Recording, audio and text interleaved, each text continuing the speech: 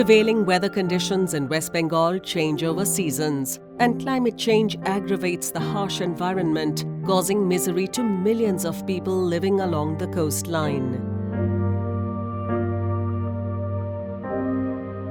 The quality and availability of water resources are also prone to erratic changes.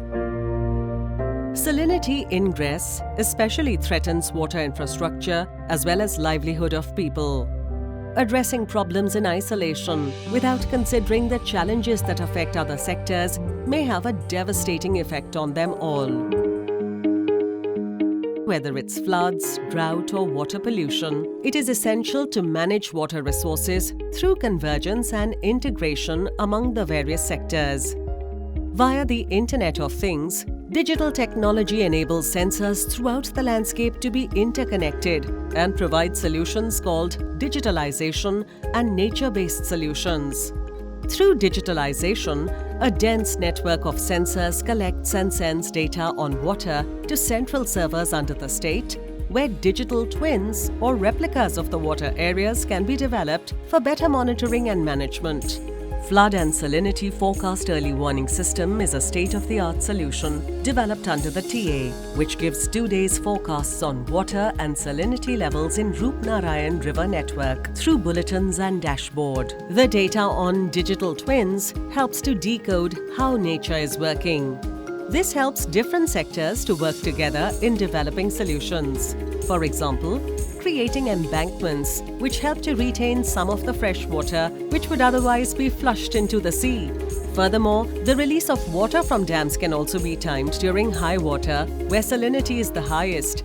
All this is thoroughly monitored and managed through data systems, which then becomes a digital twin. Reservoir compartments are managed with digital systems, and the necessary size of the nature-based reservoirs is dependent on the required water supply during the dry season.